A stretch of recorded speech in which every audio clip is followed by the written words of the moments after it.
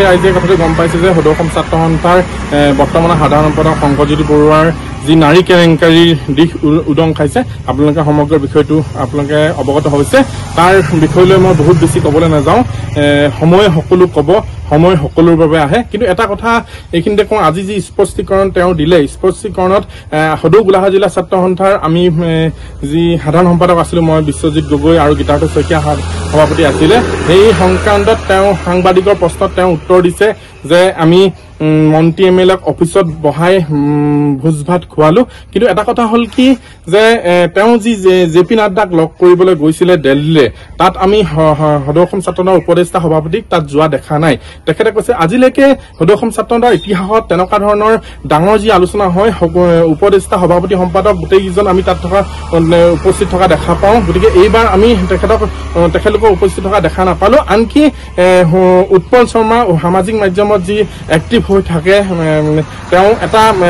সেই সংক্ৰান্তত জেপি নাড্ডাক লগ কৰাৰ সংক্ৰান্তত তেওঁ এটা ফেচবুক পোষ্টটো আজি তাৰিখলৈকে দিয়া দেখা নগ'ল এই কথাটো তেওঁ বাচিবৰ কাৰণে আমাৰ বিষয়টো তেওঁ টানি আনিছে গতিকে আমিও এইটো কথা ক'ব বিচাৰিছো যে আমি তেতিয়া সদৌ অসম ছাত্ৰ সন্থাৰ শীৰ্ষ নেতৃত্ব অসমৰ ৰাইজক এইটো কথা উত্থাপন কৰিছিলো যে গোলাঘাট জিলা ছাত্ৰ সন্থাৰ প্ৰত্যেক বছৰ যি পৰম্পৰা মাঘৰ বিহু যি ভোজ ভাত সেই ভোজ ভাতত আমি সভাপতি গোলাঘাট জিলা ছাত্ৰ সন্থাৰ তেতিয়া সভাপতি গীতাৰ্থ শইকীয়া মই সাধাৰণ সম্পাদক আৰু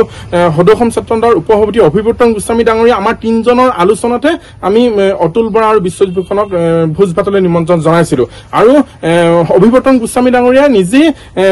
বিশ্বজিৎ ফুকনৰ গৃহত গৈ নিমন্ত্ৰণ দিছে অতুল বৰা ডাঙৰীয়া ফোন কৰি নিমন্ত্ৰণ দিছে কথা হল কি সদৌ অসম গোলাঘাট জিলা ছাত্ৰ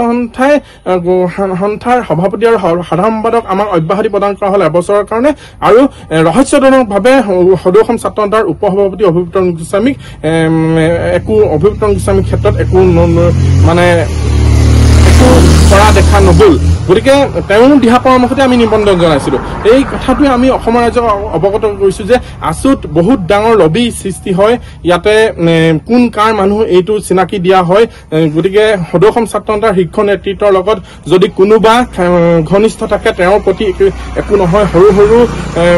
লিডাৰৰ ক্ষেত্ৰত সৰু সৰু মানুহৰ ক্ষেত্ৰত ইয়াৰ ডিচিশ্যন হয় আজি যি জঘন্য নাৰী কেলেংকাৰী জড়িত হৈছে সদৌ অসম ছাত্ৰ সন্থাৰ সাধাৰণ সম্পাদক শংকৰজ্যোতি বৰুৱা আমি দুখ প্ৰকাশ কৰিছো সমগ্ৰ ৰাইজে দুখ প্ৰকাশ কৰিছে সদৌ অসম ছাত্ৰ সন্থাৰ নিচিনা এটা জাতীয় হত্যাক দাগ লগাইছে তেওঁ অতি শীঘ্ৰে তেওঁ নিজেই পদত্যাগ কৰিব লাগে নহলে সদৌ অসম ছাত্ৰ সন্থাৰ শীৰ্ষ নেতৃত্বৰ লগত শীৰ্ষ নেতৃত্ব তেওঁক অপসাৰণ কৰক অতি সোনকালে এয়া আমাৰ দাবী আৰু এটা কথা মই খন্তেক আগতে কৈ গৈছো যে যি দিল্লী যি যাত্ৰা জেপি নাড্ডাক লগ কৰা যি দিল্লী যাত্ৰা সেই যাত্ৰা কিন্তু ৰহস্যৰ আৱৰ্তত ইয়াত সমগ্ৰ অসমবাসী ৰাইজে ৰহস্যৰ গুণ পাইছে এই ক্ষেত্ৰতো তদন্ত হ'ব লাগে আৰু এটা মই কথা কৈছো যে অভিৱৰ্তন গোস্বামী মই আৰু গীতাৰ্থ শইকীয়া মিলি গোটেইকেইজনৰ আলোচনাতে